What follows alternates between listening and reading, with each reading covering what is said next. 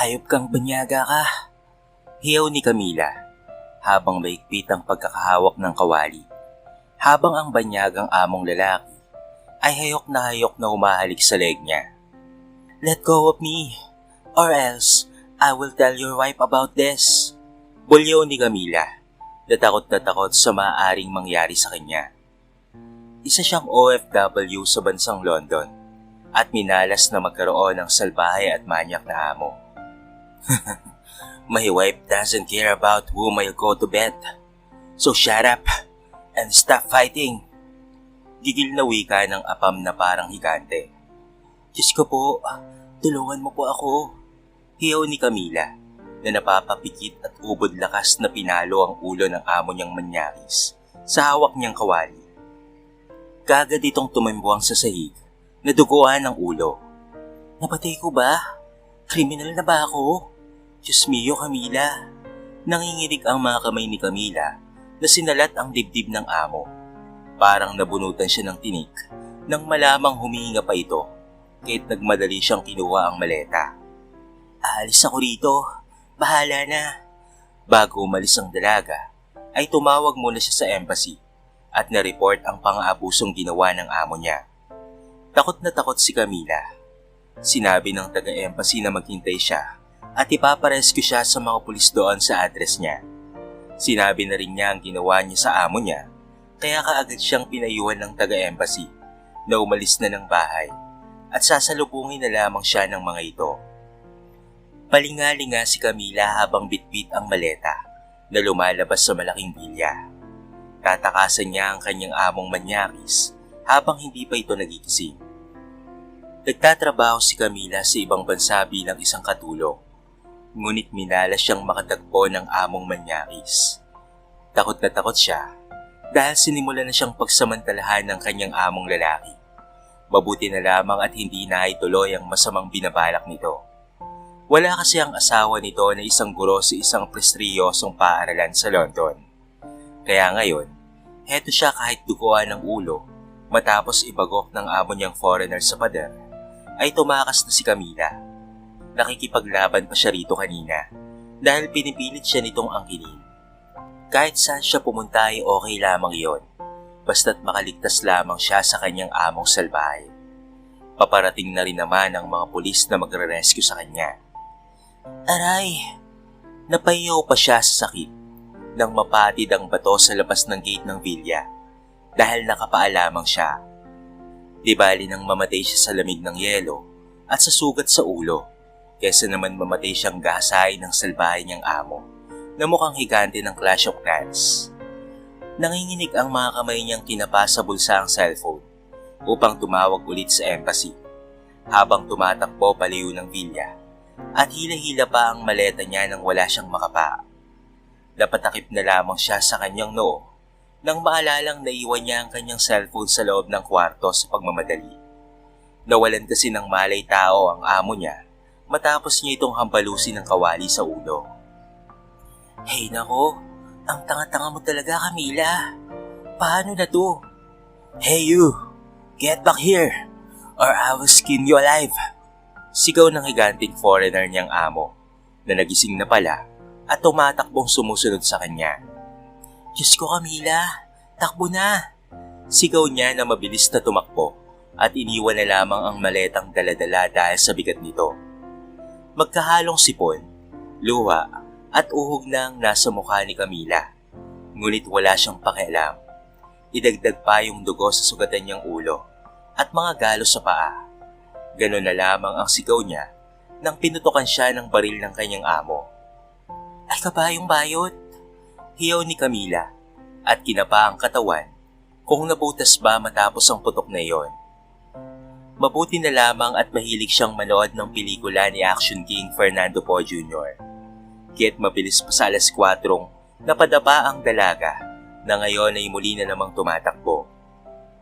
Pambihirang lugar din kasi itong pinagdalhan sa kanya ng malupit na kapalaran.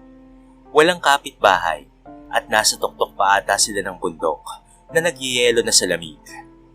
Para namang nadinig ng Diyos ang panalangin niya nang matanaw ang paparating na sasakyan na hinarang talaga ni Camila.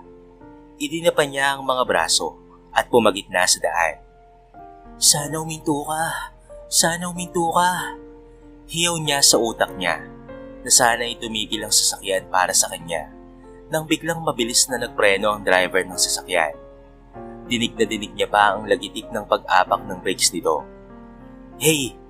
Do you want to die? Bulyaw pa nito kay Camila. Napalingon si Camila sa amo niyang humahabol sa kanyang bitbit pa rin ng baril. Please, help me please. My employer wants to kill me. Lumuluhang wika ni Camila na kumapit na sa pinto ng kotse. Bahala na si Batman kung sino ang mokong na hiningan niya ng tulong. Ang mahalaga ay makaligtas siya sa kanyang among mukhang CEO si Giant. Napakunot noon namang bumaba sa sasakyan si Adam nang makitang duguan ng babaeng pumara sa kanya. Nahabag ang puso niyang bato sa nakitang kalagayan nito na halos nawala na ng kulay ang katawan dahil sa lamig ng snow. May sugat pa sa ulo at duguan na rin ang mga paa nitong walang sapi. Masyado pa namang makapal ang yelo sa bahaging ito ng bundok. Napalunok pa siya nang makitang halos nakadisplay na pala ang katawan nito sa suot na gutay-gutay na damit. Kaya't mabilis na hinubad niya ang suot na makapal na jacket at itinakip sa katawan ng babae. Get back here! I'll sue you for breach of contract. Ulalas ng malaking lalaki na may bitbit pang baril. He will kill me. He abused me, sir. He wants to kill me. Sumbong naman ni Camila sa hindi kilalang tao na nasa harapan niya. Get inside. Maotoridad na wika ni Adam sa kaawa-awang babae at hinarap ang nagwawalang lalaki na may bitbit pang baril. Hey dude, do not force her. May naong wika pa ni Adam sa lalaki na may sugat din sa noo. Pero kakaunti lamang kumpara sa babaeng duguan na ipinasok niya sa kotse niya. This is me, and between that woman, so let her out. Bulyaw pa ng lalaki na galit na galit. Nabunutan ng tinik sa puso ang dalaga nang makita ang mga pulis na paparating na para i-rescue siya. Gagad siyang bumaba sa kotse ng lalaki at pinara ang paparating na mga pulis. Ayo Camila Venaporte? Pagtatanong ng babaeng pulis sa kanya. Yes ma'am. Kagad siyang niyakap ng babaeng pulis na foreigner, nawang-awa sa kalagayan niya nang makita nito ang mga pasa niya sa braso at mga sugat sa katawan. Arrest him! Utos ng isang pulis na tandya niya ay nasa higher rank ng mga kasamahan. Hey! That woman assaulted me! She's a thief and a gold digger who wants to crawl on my bed! Sigaw pa ng amo niyang mukhang CEO si Giant. Napahagulgol na lamang si Camila. Mabuti na lamang at matalino siya. Nakalikom siya ng ebidensya ng pang-abuso ng amo niya sa pamamagitan ng lihim na pagkuha ng mga video nito habang sinasaktan siya at pinipilit kanina. Yun mismo ang ibinigay niya sa embassy kahit tanga siya at naiwan niya ang kanyang cellphone sa bahay nito. Pero nakapag-secure pa rin naman siya ng ebidensya para rito. Thank you sir. Thank you for helping me. Pasasalamat niya sa lalaking tumulong sa kanya dahil kung hindi dahil rito ay baka patay na siya bago pa dumating ang mga pulis. Ang gwapo pala ng lalaking ito, ngunit nahiya naman siyang magtanong ng pangalan nito, kaya't minabuti niya na lamang na magpasalamat rito. Nakatunga nga si Camila habang nakatitig sa kisame at nakahilata lamang sa kama. Nasa Philippine Embassy na siya ng London matapos ma-rescue ng mga pulis. Pinangako ng embassy na hahanapan siya ng mabuting amo sapagkat ayaw pa niyang umuwi ng Pilipinas. Isang buwan pa lang naman siya sa ibang bansa at hindi niya inaasahang ito ang aabuti niyang kamalasan. Miss Camila, halika! Si Amanda Friels na isang embassy officer na isang Pilipina ang tumawag sa kanya. Bakit po? May maganda akong ibabalita sa iyo. May naghahanap na ng yaya ng bata. Gusto mo ba? Sige po, Miss Amanda. Nandito po ba ang magiging employer ko? Nagtatakang tanong ni Camila. Wala pa, pero susundin ka niya at mabait yan. Istrikto nga lang. May pagkasuplado pero mabait sa mga katulong at yaya. Pagkakwento pa ni Miss Amanda. Personal kong kilala yan, Miss Camila. So I can assure you na hindi ka aabusuhin yan. Actually, he is my friend's husband Kaya lang pumanaw na last 3 years yung kaibigan kong Filipina. Namatay sa panganganak. Malungkot pang kwento sa kanya ni Miss Amanda.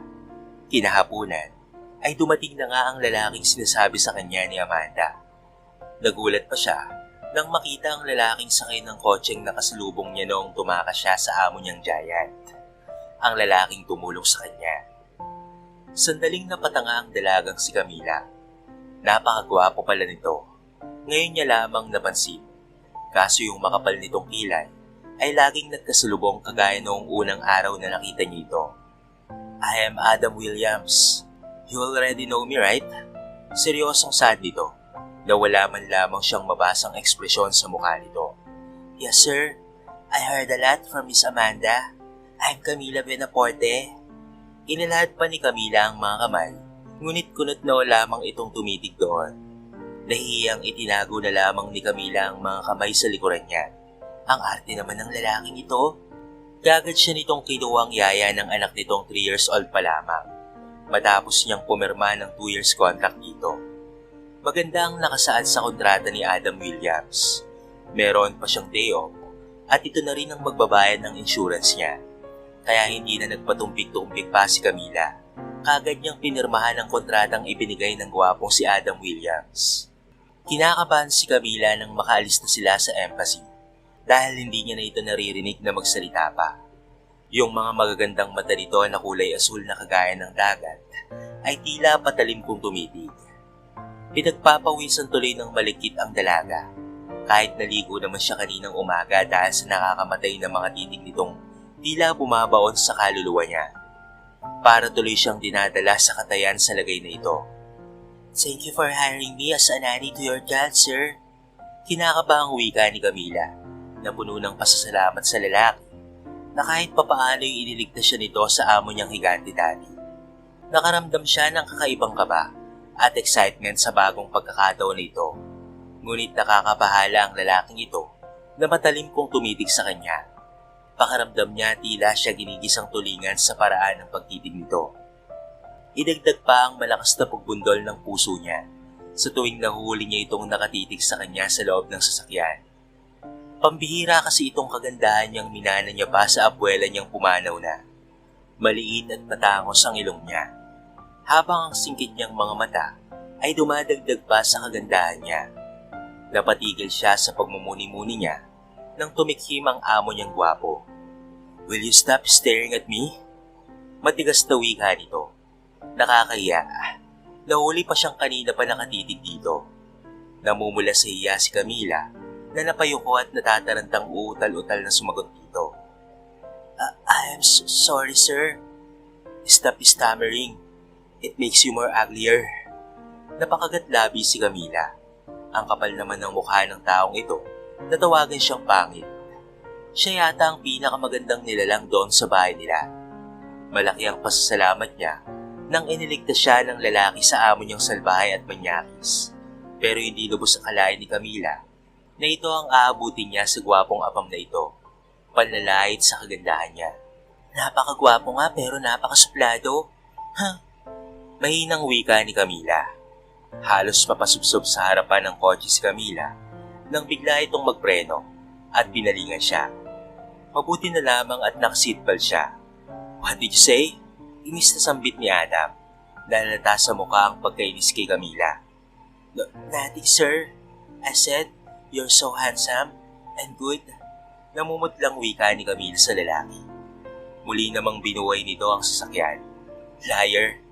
Pulalas dito na itinoan sa daan ng paningin at muling nagsalubong ang mga kilay na may talim sa mga matang nakatitig kay Camila. Nabunutan ng tinik si Camila nang dumating na sila sa bahay na pag-aari nito. Halos malula si Camila sa napakalaking bahay na ito. Ito ba yung tinatawag na mansyon ng mga mayayaman? This is your room, and beside is the room of my 3-year-old daughter. She is asleep now, so you will meet her tomorrow. My sister Abby will instruct you in everything you do. You have everything you need in your room. Sweet personal necessities. Good night, Camila. You will start tomorrow. Walang kaimo-emosyong wika nito at iniwan siya matapos iabot ang susi ng kanyang kwarto. Nalula si Camila nang tumambad sa kanya ang napakalaki at napakalinis niyang kwarto. Parang isang buong sala na ito sa bahay nila sa Cadmon. Kompleto pa sa mga gamit at pati nga mga personal na gamit niya ay naroon na. Kaya masayang masaya si Camila na nagbabad sa shower at pagkatapos ay humilata sa napakalambot na kama. Nagsimula na ang bagong yugto sa buhay ni Camila. Puno ng pag-asa at bagong simula. Bagong amo na sana ay magiging maayos na ang pakikitungo sa kanya. Pero hindi naman siya natatakot dahil sinabi nga sa kanya ni Miss Amanda Friol na mabait daw ang amo niya kahit may pagka-stricto ang dating. Pugnutin nga lang raw ito matapos mamatay sa panganganak ang asawa nito. Pero kahit ganoon ay mabuting tao ito at ito ang inaasahan ni Camila sa bagong amo niya. Nagising si Camila na tila inuuga ng kamay ang kinahigaan niya. "Lindol, may lindol ba?" Napabalikwas na lamang ng bangon si Camila at napatutop sa bibig nang makita ang napakagwapong amo niya na nakaupo sa couch ng kwarto niya na naka-cross arms habang isang batang babae na napaka-cute ang tumatalon-talon sa kama niya. "Are you my new nanny? I'm Maria Williams. Hey, what's your name, beautiful?" Napanganga si Camila at napatutop sa bibig. Ang magandang bata na itong nasa harapan niya ang aalagaan niya. Lalo pa siyang nagulantang nang pagsulyap niya sa orasan ay 9:09 na ng umaga. "Ay, Diyos mio, Marimar!" Mulalas niyang napatakbo sa banyo para mag-toothbrush at ayusin ang sarili bago harapin ang napakagwapong amo niya at napakagandang alaga. Pagkasalubong ang kilay ni Adam paglabas niya sa banyo. Tapos na siyang mag-toothbrush pero hindi pa siya naliligo kahit ipinusod niya na lamang muna ang mahabang buhok niya. Good morning, sir and little miss. I'm sorry. I wake up late. This won't happen again. This won't really happen again cause I will fire you if you oversleep again like this." Matigas na wika ng kwagong nagkasalubong na naman ng makapal na kilay. "Daddy, don't get mad. I like her." Cute na wika ng batang babae na iniikot-ikot pa sa mga daliri ang kulay mais na buhok nito. Maitim ang kulay ng mga mata nitong siguro ay namana sa Pilipinang nanay na naikwento na sa kanya ni Miss Amanda doon sa embassy.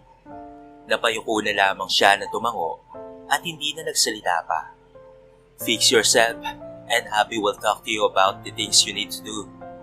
Napakagatlabi na lamang si Camila nang makitang umiti sa kanya ang bata at kumaway ng kinalong ito ng supladong ama papalabas ng kwarto niya. Kinakabahan si Camila nang nasa harapan na siya ng tinatawag nitong Abby, short for Abigail Williams, na nakababatang kapatid pala nito. Dalawa lamang silang magkapatid at matanda na ang ina nila.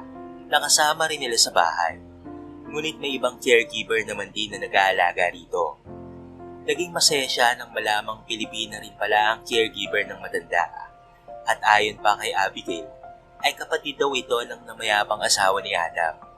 May iba rin silang kasama sa bahay na isang tagalinis na Nigerian.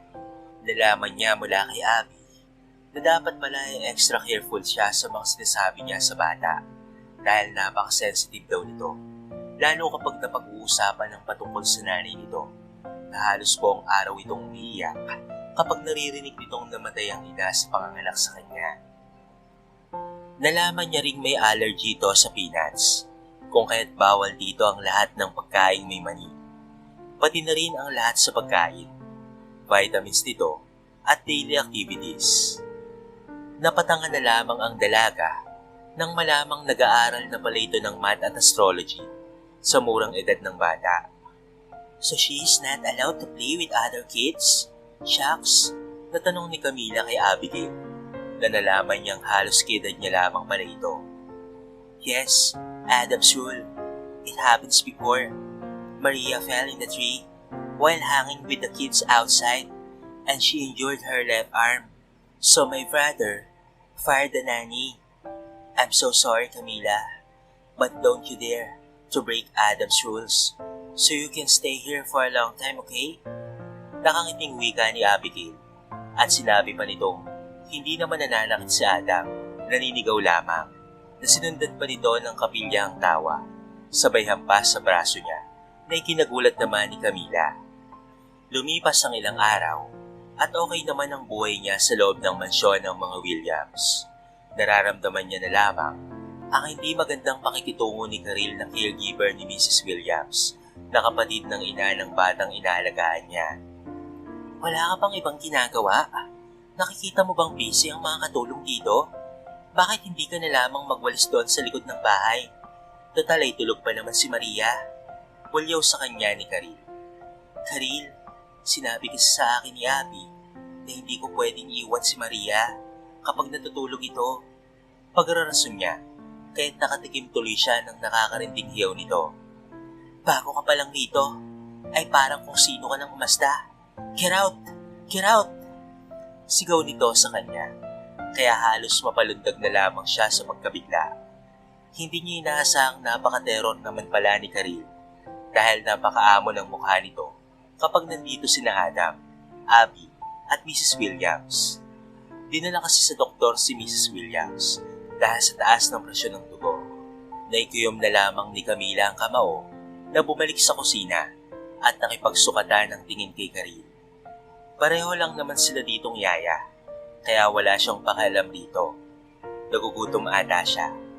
Kumuha siya ng tinapay at juice, pagkatapos ay walang imik na iniwan ng nakubayayaw na babaeng si Karil. May kausap ito sa video call na babaeng tila may edad na. Pero saktong pumasok talaga sa tenga niya ang pinag-uusapan ng dalawa. Ito pala ang nanay niyang nasa Pilipinas. Munti ka na lamang maibuga ni Camila ang juice nang marinig ang sinabi ng babae sa video call. Bisaya ang pag-uusap ng mga ito. Kaya talaga namang intinding-intindi ni Camila ang pinag-uusapan nila. Gustong tumawa ni Camila ng malakas, ngunit pinigil niyang matawa sa harapan nila Karil. Sa halip ay inirapan niya na lamang ito bago umalis ng kusina at bumalik sa kwarto ng alaga. Isang araw, tumawag si Adam sa telepono niya at sinabihan siyang samahan si Maria sa kwarto dahil baka gabihin siya ng uwi. Makulimlim kasi ang langit, kaya tumawag na ito sa kanya at ipinalam sa kanyang takot sa kulog at kidlat itong si Maria. Hi baby! Nakangiti niyang wika sa bata nang makapasok siya sa loob ng kwarto nito. Kaagad niyang napansin ang malungkot na mga mata nito na subalit nakangiti ay mababanaag pa rin ang lungkot. Hello beautiful! Walang buhay na wika nito. Why are you sad? Kita niya ang mga luhang nalaglag sa mga mata nito, kaya't maagap niya itong pinahid. I want my mommy, but I don't have one, cause she's dead. Because of me. Papait na wika nito. Lagot siya kapag dumating si Adam na ganito ang bata. Dahil maigpit na ipinagbabawal talaga na banggitin ng ina nito. Nag-aalinlangang lumapit si Camila sa bata. Hey listen, even if mommy is already in heaven, but she is always right here, in your heart, and stay with you forever, little one. So you shouldn't be lonely. Nahihirapan niyang paliwanag sa bata. She is now your guardian angel who will guard you from evil. Tumigil ito sa paghigpit at tumingin sa kanya ng diretso. So mommy is just here in my heart and will stay with me, Nani? Masiglang wika nito na ikinangiti naman ni Camila. Yes baby, mommy will never leave their little ones. Punyemas namang sitwasyon tong kinadsadlakan niya. Siya ata itong tila maiiyak dahil sa awa sa bata na yumakap sa katawan niya. Come, Nani will hug this cute little angel. Nakangiti niyang wika na hinaplos ang buhok ng bata na pumwesto sa may dibdib niya at maigpit na yumakap sa kanya. Beautiful Nani, you're so warm. I want to sleep here in your breast. Can I? Nakikiusap ang mga mata nitong namamasa pa sa luha. Parang hinaplos ng kung anong bagay ang puso ni Camila na nakatitig sa mga mata ng alaga niya. Sure, you can always sleep in there if you want to. Napangiti naman ang bata at mas lalong sumiksik sa dibdib niya nang magsimulang kumulog at kumidlat sa labas ng mansyon. Itinakip niya ang malalambot niyang bisig sa tenga ng bata at maigpit itong niyakap hanggang sa makatulog na nga ito sa mga bisig niya. Mag-aalis-kis na ng gabi ay hindi pa rin tumarating si Adam, kaya't nakatulog na rin ang inaantok na diwa ni Camila habang nakayakap na lang mahigpit sa anghel na katabi. Kinakabahan na si Adam nang walang sumasagot sa cellphone ng yaya ng anak niyang si Maria. Napakalakas pa naman ng kulog at kidlat. Baka nagsisisigaw na si Maria sa takot ngayon sa kwarto nito. Wala pa namang pakialam si Karel sa bata. Mabuti sana kung naroon sa bahay si Abby dahil may maaasahan siyang kasama ni Maria. At baka nakatulog na rin si Camila. Nasa kontrata pa naman na hanggang 7:00 lamang siya ng gabi mag-aalaga sa bata. Napuno ng pag-aalala ang puso ni Adam na ipinark ang sasakyan niya at patakbong pumasok sa kabahayan na basang-basa.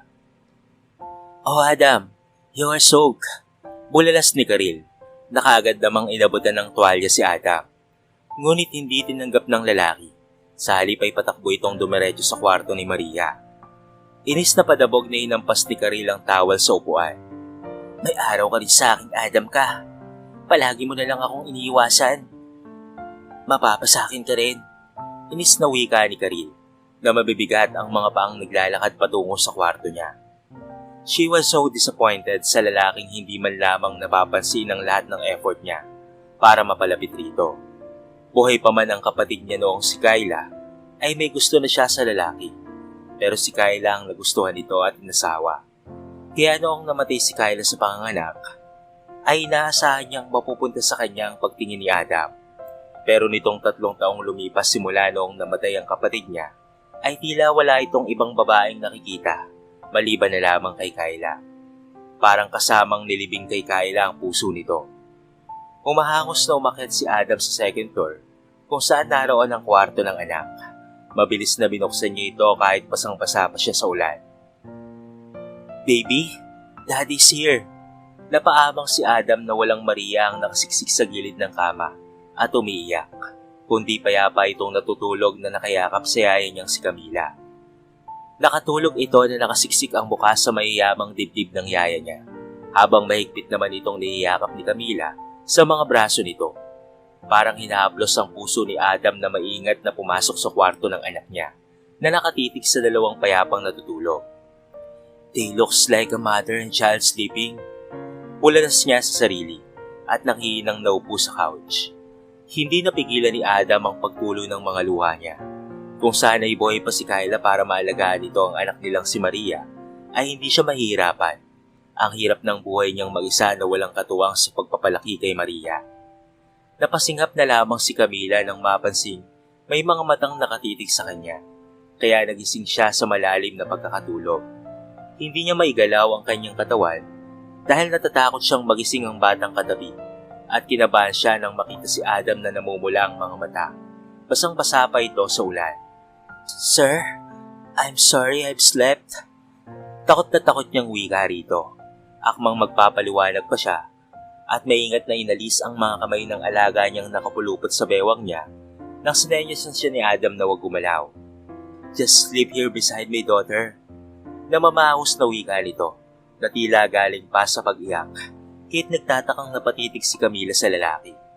Lumapit ito sa kanya na ipinagtataka naman niya dahil ang mga mata nito ay may kakaibang damdamin na nababasa ng dalaga. "Thank you for taking care of my daughter." Taos-pusong pasasalamat ni Adam sa kanya. Pagkatapos ay nagmamadaling nilisan ang silid ng bata upang ikubli ang mga luha sa mga mata. Ayaw niyang makikita siya ni Camila in his weakest point in life. Kahinaan niya ang kanyang anak at si Kyla. Nagising si Camila 6:00 ng umaga, kahit maingat na inalis niya ang mga kamay ni Maria na nakayaka pa rin sa katawan niya at tinabihan niya ito ng malaking unan. Nagmamadali siyang tumungo sa kwarto niya para maligo at ihanda ang pagkain ng alaga niya. Subalit bumungad sa kanya ang nakabusakot na mukha ni Karel sa labas ng kwarto nitong si Maria. "Natulog ka sa kwarto ng pamangkin ko?" Gulat na wika ni Karel na naibuga pa ang kape na nasa bibig nito. Mabuti na lamang ay niiwasan ito ni Camila. Kung hindi ay kape galing sa bibig ni Karel sana ang pampaligo niya. "Ano namang nakakagulat doon? Overacting ka naman." Wala sa sariling iniwan niya si Karel sa may pasilyo nang hinablot ng babae ang braso niya. "Hoy, umayos ka ha? Bawal kang matulog sa kwarto ng pamangkin ko." Ang kapal naman ng mukha mo. Baka mamaya may kung anong viral infection ka at madapuan pa yung pamangkin ko. Karil, may pangalan ako, Camila, at wala akong viral infection. Sinamahan ko lang talaga ang bata kagabi dahil sa malakas ang ulan. Takot ang bata sa kulog at kidlat na hindi mo man lamang siya pinuntahan sa kwarto niya. Anong klaseng tiyahin ka? Inirapan niya si Karil at hinablot ang braso. Iniwan niya itong nanggagalaiti sa inis sa kanya at hindi rin nakahuma sa sinabi niya. Nakalimutan ni Camila na linggo pala ngayon at day off niya, kaya dali-dali na siyang bumangon upang ipaghanda ng pagkain si Maria. Pakanta-kanta pa siya habang ipinagluto ang paborito ng bata sa agahan na boiled potato with butter and milk. Napangiti na lamang si Adam nang makita ang ginagawa ni Camila.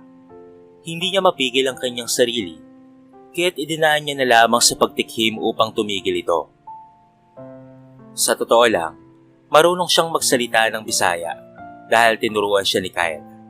Kaya hindi maitatago sa kanya ni Camila ang mga pinagsasasabi nito sa kanya, lalo na noong tawagin siya ng babae na Kwago.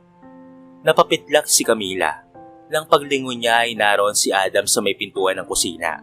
Nakasandal ito habang nakatitig sa kanya ang mga mata nitong napakatalim tumitig. Nataranta tuloy siya nang makita ito. Natuliro ang puso niyang lito. It's your day off, and you wake up so early? Bungad dito kay Camila. I forgot, sir. Oo nga pala at day off niya ngayon.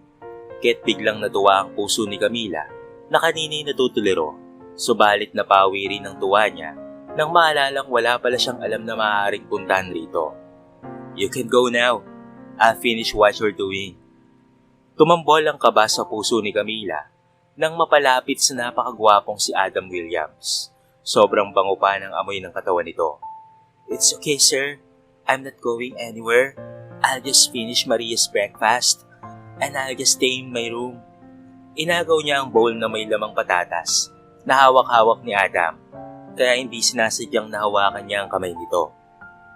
Sandali siyang natigilan nang maramdaman ang tila kuryenteng dumadaloy mula sa mga kamay nito na tumawid sa mga kamay niya. Kaagad na bumitaw si Camila nang maramdaman na mataman siyang pinagmamasdan ni Adam. Napayuko siya nang maramdaman ang pamumula ng pisngi niya at tumingi ng paumanhin sa lalaki. Nagmamadali siyang tumakbo papasok sa kwarto niya.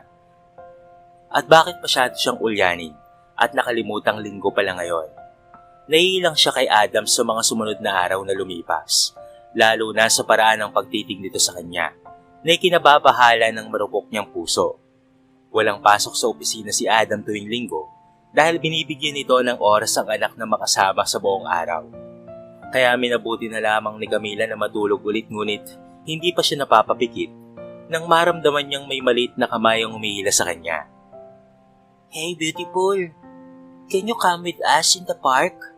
Pangulit pa ni Maria sa kanya na ikinaiiling ng dalaga. Paano nga ba tatanggihan ang makulit na ito? Walang nagawa si Camila kung hindi ang sumama sa mag-ama sa pamamasyal sa park. Nakinig din kasi si Adam sa kanya na dapat ay binibigyan niya ng oras si Maria na may experience ang pagiging bata. Pumayag naman ito pero sa kondisyon na kasama siya sa parke. Pagdating nila roon ay kaagad na tumakbo si Maria sa loob ng parke. Kaya akmang susundan ito ni Camila nang hinila ni Adam ang mga kamay niya. Help me with the foods. Pakiusap nito sa kanya. Nataranta namang tumango kaagad si Camila at nagmamadaling lumabas ng sasakyan. Subalit kamuntikan na siyang montog sa pintuan ng sasakyan dahil sa pagkataranta. Mabuti na lamang at naging maagap si Adam na ginawang proteksyon ng matipunong braso para isalag sa mauntog niyang ulo. Thank you, sir. Maagap na wika ng dalaga na nagmamadaling lumabas ngunit nagulat na lamang siya nang inalalayan siya ni Adam na makababa sa sasakyan. Be careful. Malumanay na wika nito na ikinagulat naman ni Camila. For the first time, ay hindi ito nakasimangot, hindi nakakunot ang noo, kaya mas lalong gumuwapo ito sa paningin ni Camila. Masayang hinabol niya si Maria dahil kailangan niya na itong pagpahingayin, ngunit ang pilyang batang ito ay walang pigil sa pagtakbo, kaya naman hinabol na ito ni Camila. Baby, stop now. Nanny's so tired. Reklamo niya sa bata dahil pakiramdam niya Siya itong pagod na pagod sa kakatakbo at kakasunod kay Maria. May naapakan siyang laruan sa dumuhan, kahit napasigaw na lamang siya dahil sigurado siyang babagsak na ang katawan niya sa lupa. Napapikit na lamang si Camila at inihanda ang sarili sa pagbagsak sa lupa, ngunit natigilan na lamang siya nang may matitipunong braso ang nakapulupot sa katawan niya habang sinalo siya mula sa pagkabagsak niya. Dalawa silang bumagsak sa lupa, ngunit bumagsak siya sa matitigas na dibdib ni Adam.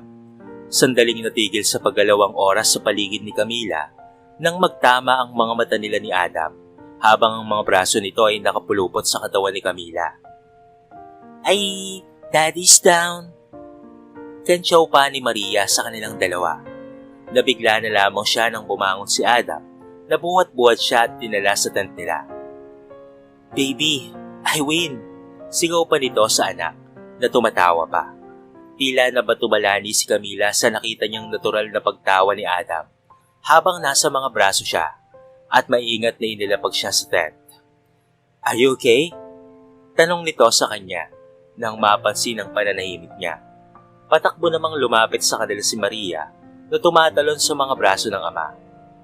Nawalan ng panimbang si Adam kung kahit natumbay ito sa may kandungan ni Camila. Sinakyan naman ito ng bata na tuwang-tuwa sa paglalaro niya sa ibabaw ng katawan ng ama. "Nani, can you be my mom? Please?" Napaawang ang mga labi ni Camila sa sinabi ng bata sa kanya. Idagdag pa ang napaka-awkward nilang posisyon. Tila sila ay isang masayang buong pamilya, habang si Adam ay tila kampante lang ang kalagayang nakahiga sa kandungan ni Camila. "Nani, be my mom. Please, I want you to be my mommy." Hindi nakapagsalita si Camila na napatitig kay Adam, na noon pala ay matiim na nakatitig sa mga mata niya. Nararamdaman niya na lamang na ginagap ni Adam ang mga kamay niya. Ang mga mata nitong matiim na nakatitig sa kanya ay napalitan ng pakiusap. "Please, be my mommy. Please."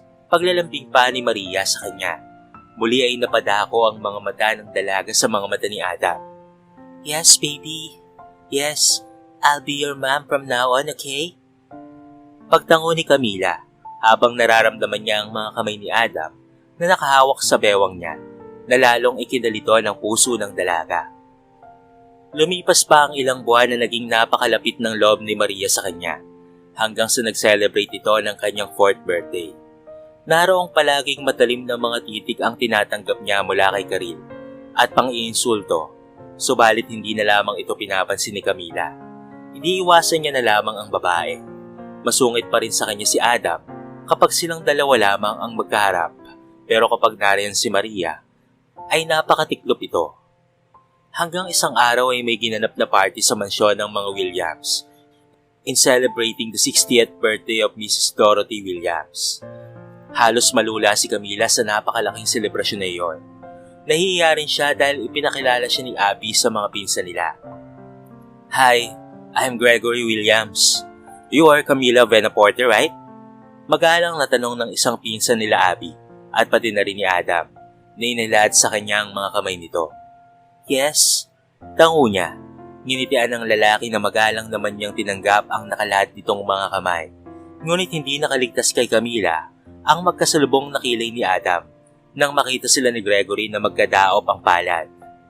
"Abby likes you so much. You are different from the other nannies their heart for Maria. I personally see the difference now." Nakangiting paglalad nito na matamis na nakangiti kay Camila. Napakagwapo rin ito. Mas gwapo pa nga ito kay Adam. Pero napakalakas ng personality ni Adam kung ikukumpara kay Gregory. "Mommy, I'm sleepy." Tumatakbong lumapit sa kanya si Maria habang kinusot-kusot ang mga matang lumapit kay Camila. "Okay, let's go to your room, baby." Kagad pang nagpabuhat sa kanya si Maria habang dumaan siya sa sala. Nanakay Camila ang atensyon ng mga tao habang buhat niya ang bata. Nagulat na lamang siya nang maramdaman niya ang pagpigil ni Adam sa mga kamay niya. Nagtatanong ang mga mata niyang nakatitig sa binata. Sa kanya pa lamang napansin na nasa kanilang dalawa ang mga mata ng mga tao sa salas. "Let me carry Maria to her room. Then just follow me." Kinuha nito ang inaantok na bata na ibinigay naman ng dalaga. Naroon na naman ang nakakakilabot na kuryente na dumaloy sa puso ni Camila nang dumantay ang mga kamay ni Adam sa mga braso niya. Habang nakasunod siya kay Adam sa pasilyo papunta sa kwarto ng bata, ay kitang-kita ni Camila ang matatalim na tingin sa kanya ni Karil. Naiintindihan niya na sa ngayon kung bakit nawawala ang mga yaya ni Maria dahil ginagawa nito ng kasalanan ni Karil dahil ayaw nitong may ibang babaeng mapalapit kay Adam. Pero hindi uubra sa kanya ang lahat ng kalokohan ng babae dahil maingat siya sa pag-aalaga niya kay Maria. Napamahal na sa kanya ang batang ito sa loob ng 1 taong kasama niya ito. Sa loob ng 1 taong mahigit na iyon, ay nakaramdam siya ng paghanga sa pagiging ama ni Adam kay Maria. At aminin man niya o hindi, ay may nararamdaman na rin siya para rito. Mommy, sleep with me please. I want to sleep with you by my side and Daddy too. Walang nagawa sina Adam at Camila kung hindi ang pagbigyan ng batang gustong matulog sa tabi nila. Pinagitnaan nila si Maria habang ang mga kamay ng bata ay nakakapit sa braso ni Camila. Nakauna naman ito sa braso ni Adam kung kaya naramdaman niya ang bisig ni Adam na nasa malapit sa pisngi niya. Nababaliw na naman ang puso ni Camila sa sobrang labis sa kanya ni Adam. Mommy, come over here. Hinila pa ni Maria ang katawan ni Camila kung kaya napasandal na lamang siya sa braso ni Adam. Kaya hindi mapalagay si Camila sa napaka-awkward na sitwasyon nila ni Adam. Just stay still, Cam. Ulit siyang napatitig kay Adam na ngayon ay matiim na nakatitig sa mukha niya kung kaya't napakagatlabi na lamang siyang pumikit at sumiksik sa katawan ni Maria. Grabe ka, Adam. Nababaliw na talaga sa itong puso ko. Ani niya sa sarili, sabay tago sa pisngi niya sa balikat ng bata dahil ramdam niya ang pag-iinit ng pisngi ng magkabilang pisngi niya. Napangiti naman si Adam na kinabig si Camila papalapit sa may balikat niya. Kaya pa na ang dalawang natutulog sa braso niya. Kanina niya pa pinagmamasdan si Camila. Napakaganda talaga ng babaeng ito. Matapang din dahil hindi lingid sa kaalaman niya ang ginagawa ni Karil na pang-aalipusta rito. Ngunit nakita ni Adam kung paano itong labanan ni Camila at minsan ay nanggagalaiti na lamang sa galit si Karil kapag dinidedma ni Camila. His little kitten grew into a tigress. Unang kita niya pa lamang kay Camila ay nagustuhan niya na ito noong araw na iniligtas niya ito sa salbahing amo nito doon sa bukid. Kaya sinundan niya ito sa embassy. Mabuti na lamang at kaibigan niya si Amanda Fios kaya't pinakausapan niya itong huwag bigyan ng working contract si Camila sa iba. Ngunit nahihirapan siyang lapitan ito dahil mas nananaig sa kanya ang takot na hindi totoo sa loob nito ang kabaitang ipinapakita nito sa anak niya. Natatakot siyang, kagaya ni Karil, ay pera lamang rin ang habol ni Camila. Napakalaki ng kaibahan ni Kyle at Karil. Napakalaki ng kaibahan ni Kyle at Karil kahit magkapatid ang mga ito. Kaya hindi niya nagawang mahalin si Karil kahit halatang halata na ito. Maingat na inalis niya ang anak sa pagkakaunan sa braso niya at lumibot sa kabila upang pagmasdan pa si Camila na payapang natutulog at nakayakap sa anak niya. Hey beautiful, bulanas niya sa sarili. Nahinawi ang iilang hibla ng buhok na tumatabing sa mukha ni Camila at palayang pinagmasdan ng maamong mukha nito. Nagising si Camila sa pakiramdam na may mga matang nakatitig sa kanya. Ganoon na lamang ang pagkagulat niya nang makita si Adam na malamlam na nakatitig sa kanya. Ay kabayong bayot! Bulalas niya, ngunit tinakpan nito ang bibig niya. Sa kanya naalalang natutulog pala si Maria sa tabi niya. Nakaupo ito sa kama na nasa tabi niya. Ang isang braso nito ay nasa pagitan ng katawan nila ni Maria. Ang lapit-lapit na ng lalaki sa kanya, kung kahit nababaliw na naman ang bawat pagtibok ng puso niya sa mga oras na iyon. Sir? Natatarantang wika niya nang inilapit pa ni Adam ang mukha sa mukha niya. Halikan niya ba ako? Diyos mio, sir ang magiging first kiss ko. Napapikit si Camila ng bahagya at excited na hinihintay ang mga labi ni Adam na dumampi sa mga labi niya. Napanguso pa nga siya para hindi mahirapan ng lalaki na halikan siya. Kaya lang isang pitik sa daliri ni Adam ang dumapo sa noo niya. What are you trying to do?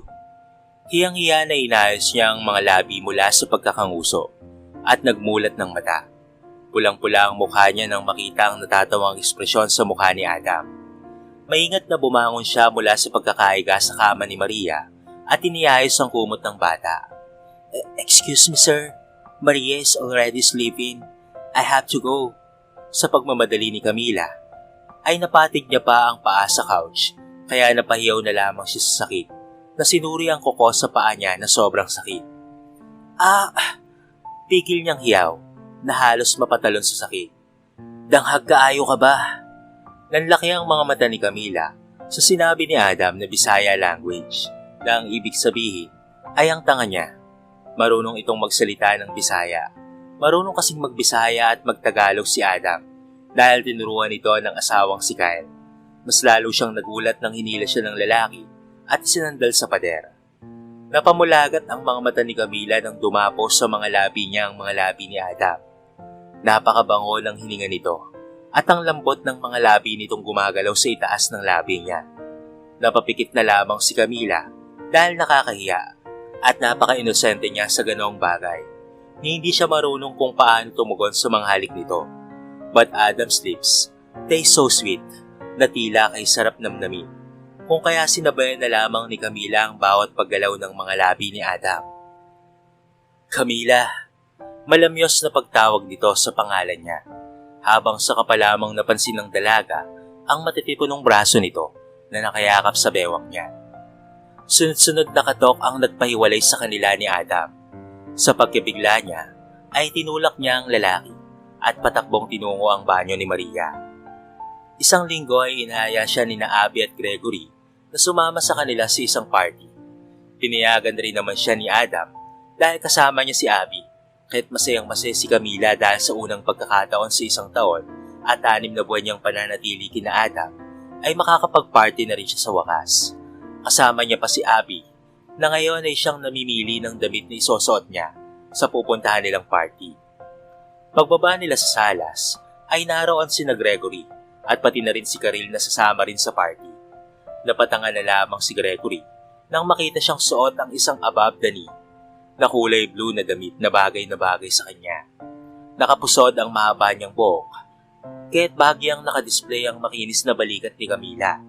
Si Adam ay tahimik lamang na matiim na nakatitig kay Camila. Hindi raw kasi ito sasama sa party na pupuntahan nila. Oh Camila, I can't believe that you turned into a beautiful fairy when dressed beautifully. Palatak ni Gregory na hindi makapaniwala sa kagandahan niya matapos lagyan ni Abby ng manipis na makeup. See? I told you. Kimit balikat namang wika ni Abby na ngayon ay hinatak ang braso ni Camila. Wait! Tigil sa kanila ni Adam. Napalingon silang lahat sa seryosong mukha ni Adam na hindi man lamang maalis ang mga tingin kay Camila. I'm coming with you guys. I just need to change in a minute. Napapahiling si Abby na napaupo sa couch katabi ni Camila. Habang si Maria ay iniwan nila sa lola ni si Mrs. Dorothy Williams na ikinagalak naman ng matanda. Natigilan pa siya ng akmang sasakay na siya sa sasakyan ni Abby nang pigilin ni Adam ang mga kamay niya. Let's get into my car.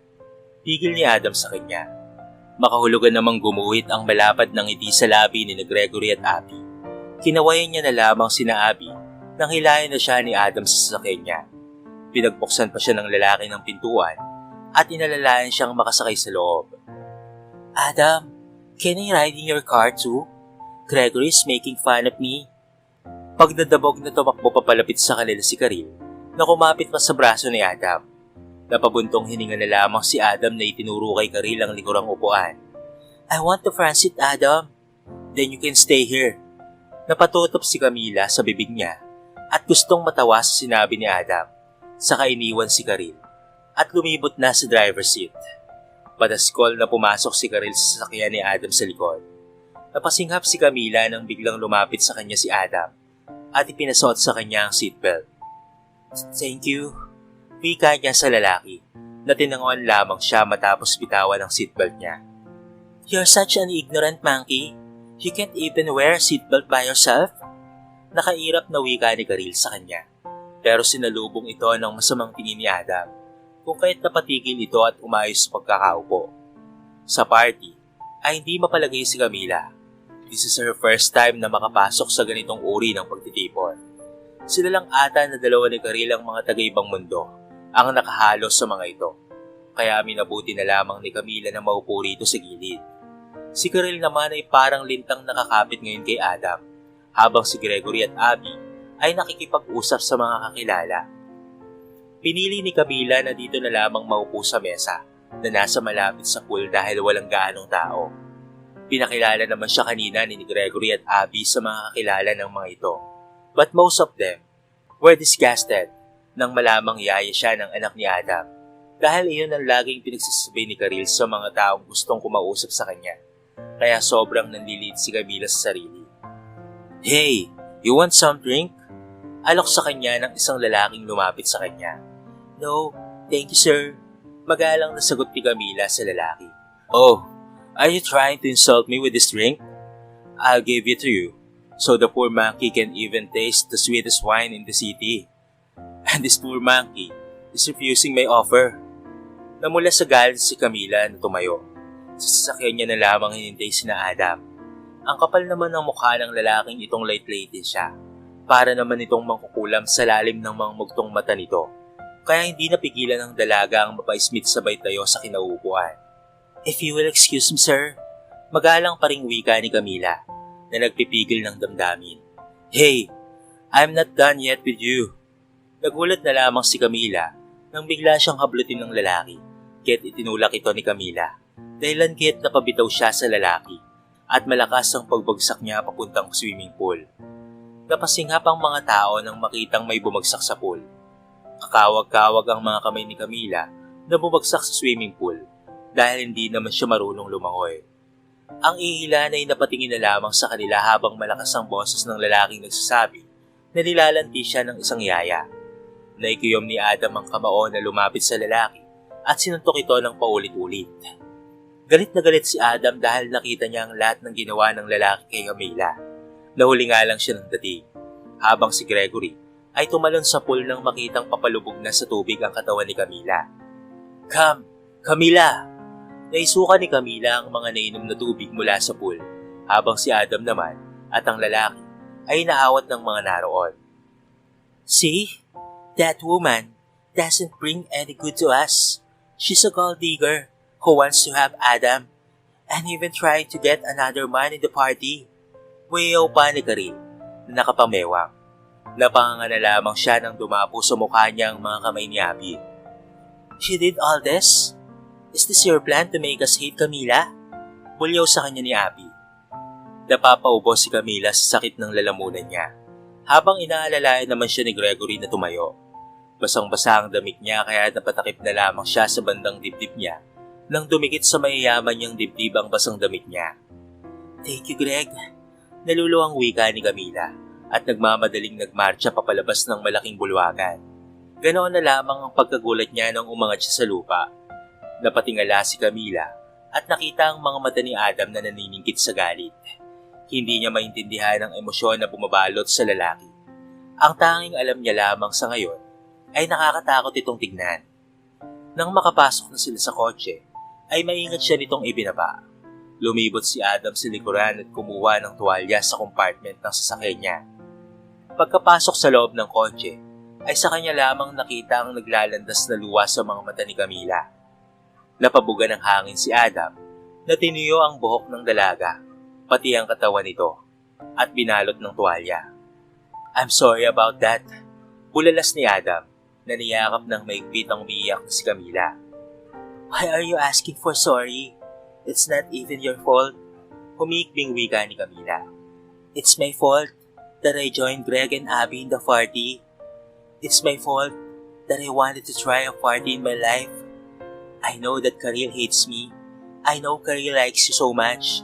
So I should have stayed in my place as a nanny." "Shh!" Pigil ni Adam sa kanyang iba pang sasabihin. Nagulat na lamang si Camila nang itinaas ni Adam ang pisngi niya at yumukod upang magpantay sila. "You are not a fault, Cam." Adam speak in a deep husky voice na nagpapakilig naman sa puso ni Camila. Napaawang ang mga labi niya nang mapatitig sa magandang mga mata ni Adam na matiim na nakatitig sa kanya. Bago pa man siya makapagsalita, ay lumapat na ang mga labi ni Adam sa mga labi niya. Saglit lamang ang halik na iyon, but it makes Camila's heart beats fastly, like crazy na hindi niya makontrol. You are not the fault, because you came into my life at the right time. You came into my life to save me from misery. You came to love my daughter. I fell in love with you the moment I first set my eyes on you, Camila. Madamdaming wika ni Adam, na muling sinail ng halik ang mga labi ni Camila. Tinugon ng dalaga ang mga halik ni Adam sa kanya. Bahala na si Batman, dahil sa totoo lang ay mahal niya na rin ang gwapo niyang amo. Mahal ka ayod ka, Camila. I hope palanggaon sad ko nimo the way I love you. Napangiti si Camila nang magsalita na naman ito ng Bisaya na sinasabing mahal siya nito at sana ay mahalin din niya pabalik. I love you too, Adam Williams. Nakangiting wika ni Camila na yumakap sa malapad na katawan ng lalaki. Habang hinahalikan nito ang ilong ni Camila, ang kanyang noo at muli sa labi. Ngit-ngit ang kalooban ni Karil nang makita mula sa hindi kalayuan ng parking area na nasa loob ng sasakyan sina Camila at Adam na nagkahalikan pa. Naikiyom niya na lamang ang kanyang kamao at inis-inis na nangyari. Binayaran niya ang lalaking iyon para lasingin si Camila. Ngunit sa nangyari, ay siya ata ang malalasing ngayon sa inis.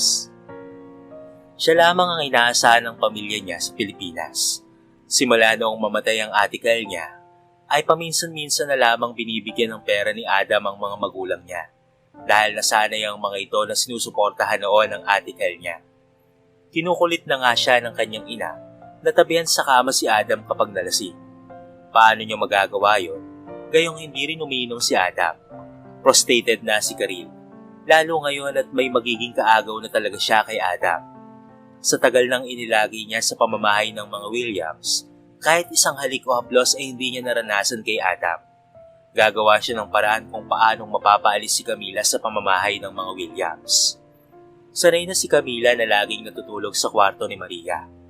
Doon niya na rin hinihintay ang pagdating ni Adam na minsan ay gabi nang makauwi dahil sa trabaho nito. Hindi rin naman tinututulan ni Mrs. Dorothy Williams ang relasyon nila ni Adam. Masaya pa nga ito nang makita ang anak na masaya sa mga lumipas na araw. Ganon din naman ang apo niyang si Maria. Wala rin silang naririnig na pagtutol mula kay Abby. Sa halip ay tinutulak pa nito si Adam na pakasalan si Camila. Nagising si Camila nang maramdaman ang mga halik sa leg niya na nakakatili sa pakiramdam. Adam? Hi, malambing na tugon ng lalaki na muling humalik sa pisngi niya.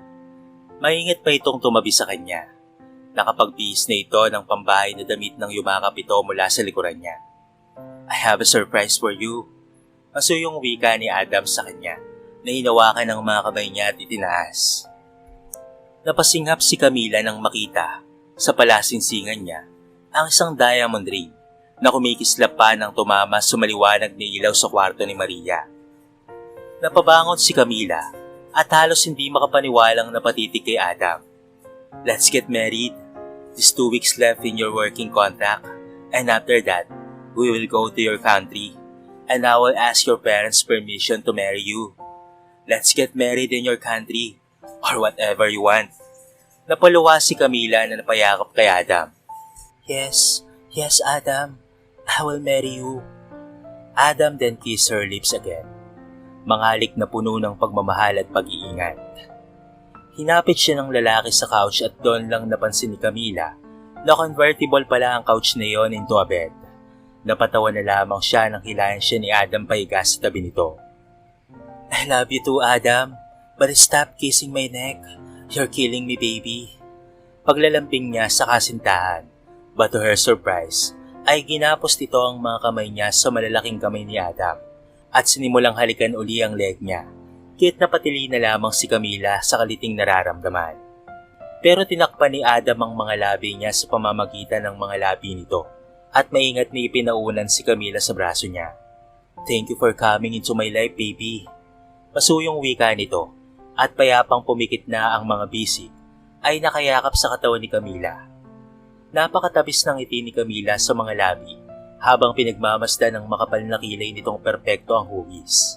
Ang matangos nitong ilong na bumagay sa maninipis at mapupulang labi nito Napakagwapo ng kanyang mapapangasawa at may ekstra pang magandang anak na si Maria.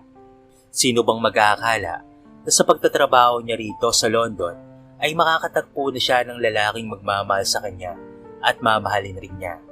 Ang swerte pa nga niya kay Adam dahil sa napakabuti ng puso nito. Lumipas ang 2 linggo at natapos na nga ang working contract niya kay Adam. Excited na siyang umuwi ng Pilipinas kasama ang lalaki dahil magpapakasal na sila matapos magpaalam sa mga magulang ni Camila. Ibang kontrata naman ang excited na pipirmahan ni Camila ng buong puso, ang kontrata sa pagiging Mrs. Camila Williams niya. Maaga siyang nagising at nagluto si Camila ng sandwich para kay Maria. Linggo ngayon at masayang-masaya siya dahil sa susunod na araw na nakatakda ang pag-uwi niya ng Pilipinas kasama si Adam at Maria. Sasama rin sina Abby at Mrs. Williams para umarap sa mga magulang niya at humingi ng permiso para sa kasal nila. Narinig niyang nagising na si Maria at hinahanap siya, kaya nagmamadaling inihanda niya sa mesa ang sandwich at orange juice. Pakyat na tinungo niya ang kwarto ni Maria. Maaga kasing lumabas si Adam para mag-jogging kasama ang pinsan si Gregory. "Hello baby, good morning."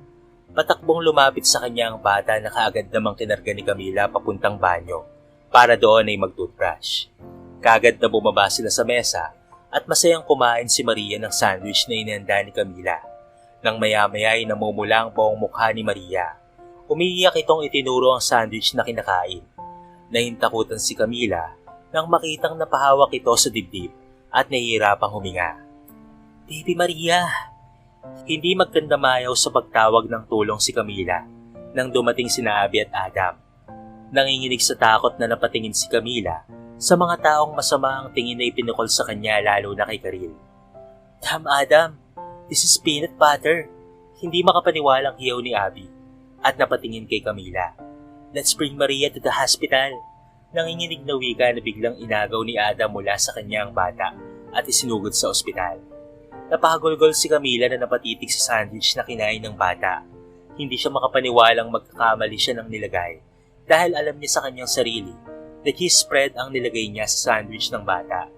Naalala niya pang tinikman niya ang cheese spread na nasa kutsara.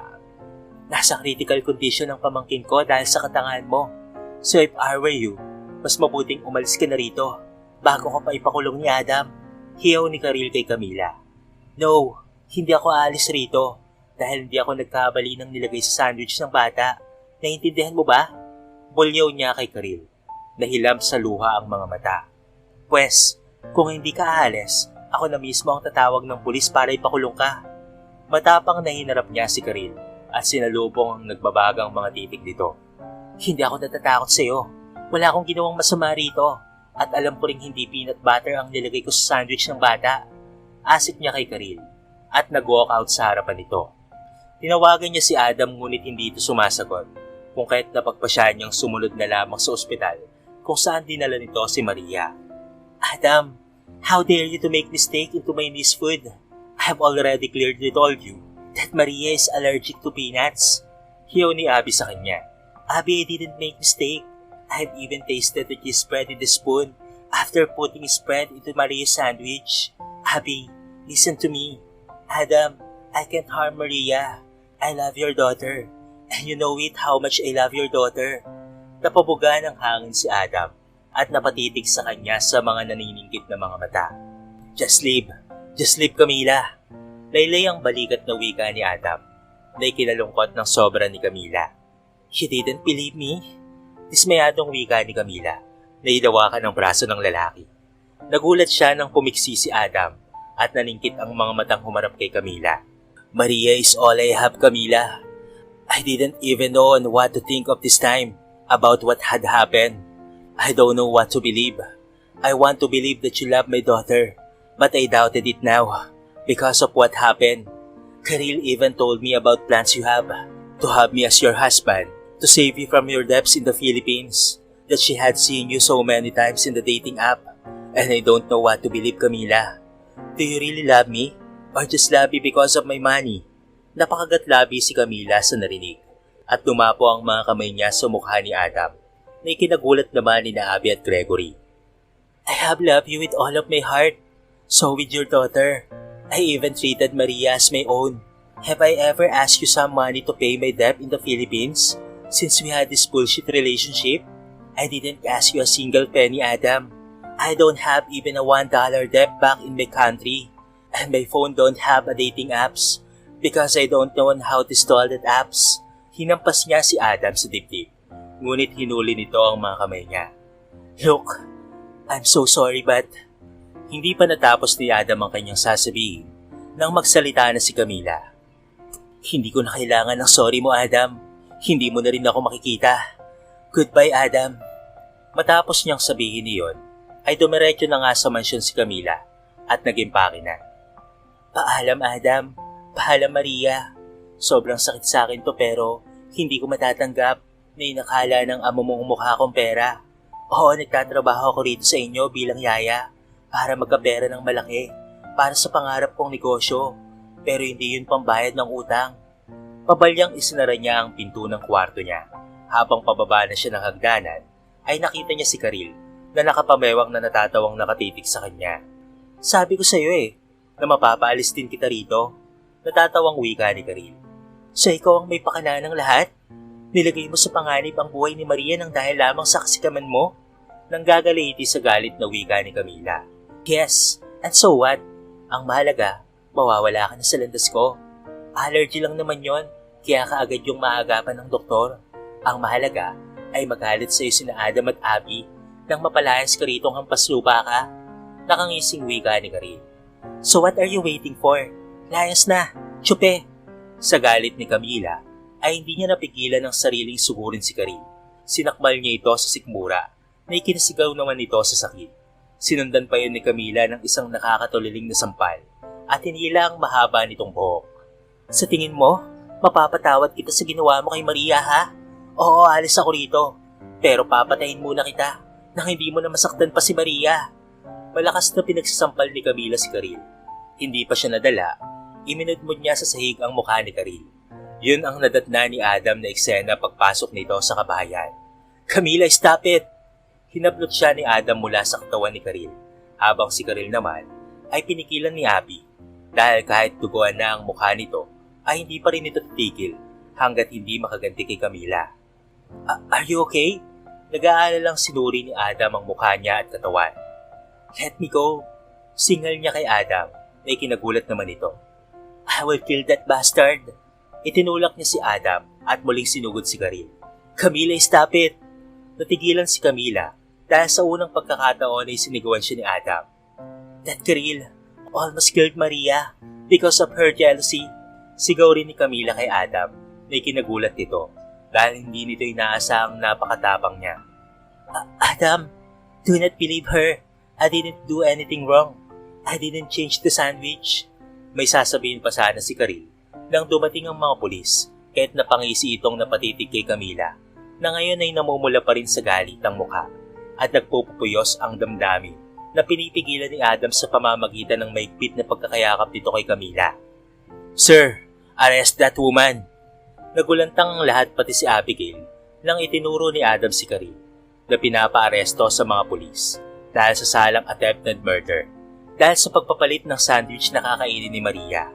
Nagsumbong pala kay Adam ang isang katulong nilang Nigerian na nakakita sa ginawa ni Karil na pinalitan nito ang sandwich na inanda ni Camila, kaya't nagmamadali itong umuwi sa bahay upang pigilan si Camila sa pag-alis. Tumawag na rin ito ng mga pulis para arestuin si Karil. I'm sorry about what I said a while ago. Please Camila, don't leave. Pagsusumamo pa ni Adam sa dalaga. Maria will look for her mom when she wakes up. Also, I really won't let you go. Please Camila. Naluluha ng wika ni Adam habang yakap-yakap si Camila sa likuran. You said that I should leave. You believe in Karil, whatever she said to you. Nagtatampong bulalas ni Camila. Look, I didn't believe her about the things she said about you. I'm just confused about what happened. But after Egan had called me and tell me everything, I feel so sorry for what I've said. Baby please, I love you so much Camila. Umiiyak na wika nito. Nababasa na ng mga luha ni Adam ang balikat ni Camila. Kaya't lihim na napangiti si Camila at nilingon nito. Sure, I won't go, but in one condition. Nakaisip ng kapilyahan si Camila nang maalalang marunong itong magbisaya at pati na rin Tagalog dahil tinuruan ito ni Kyle. Everything, Camila. I will do everything. Sumilay ang pilyang ngiti sa labi ni Camila at kumapit sa batok ng kasintahan. She will speak Bisaya or Tagalog for 3 days. Sandali itong natigilan. Pagkatapos ay mabilis na kinarga si Camila sa mga bisig patungo sa kwarto nito. Pinaglalaroan mo ako, baby? Islang na wika nito sa Tagalog habang maingat na ibinababa si Camila sa kama. Kamusta ang anak natin? Kamusta si Maria? Nag-aalalang wika ni Camila. Sabi ng doktor ay stable na ang kondisyon ng anak natin, pero ito ay hindi. Nakangiting wika ni Adam na hinubad na ang suot na t-shirt at isinunod na ang pantalon. Kinakabahang napakagatlabi na lamang si Camila nang makita ang kasintahang napakakisig tignan sa harapan niya habang nagngangalit ang ari nitong gusto nang magwala. Mahal na mahal kita, Camila. Even you are trying to twist my tongue. Natatawang wika nito na tumatalon sa kama at hinuli si Camila sa mga bisig niya. Napatili si Camila kasunod noon ng halakhak matapos siyang kilitiin ni Adam sa leeg. Mga halakhak na nagiging impit hanggang sa nagiging mga ungol at halinghing na pumupuno sa 4 na sulok ng kwarto ni Adam Williams. Minsan hindi natin inaasahan sa ating buhay kung kailan darating ang taong itinakda ng Diyos para sa atin, lalo na sa ating mga kababayan na nasa abroad. Palaging tatandaan na parating manaig sana ang kabutihan sa ating mga puso at matuto tayong lumaban sa bawat dagok ng buhay. Umuwi ng Pilipinas si Camila na may kasamang isang Adam Williams at anak na si Maria. Kaagad na sumunod sa kanila si Mrs. Dorothy Williams, Gregory at Abby Williams, habang si Karel naman ay pinatawad na lamang ni Adam sa pakiusap na rin ng ina nito na biyanan niya sa pumanaw ng asawang si Kyle.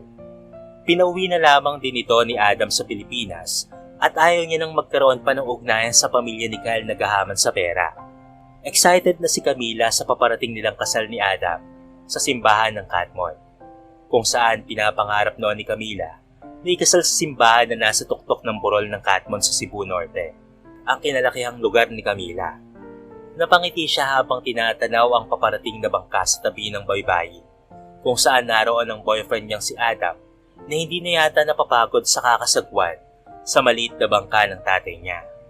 Excited na si Camila na pumasok sa simbahan at pumirma ng panghabang buhay na kontrata kasama ang isang Adam Williams.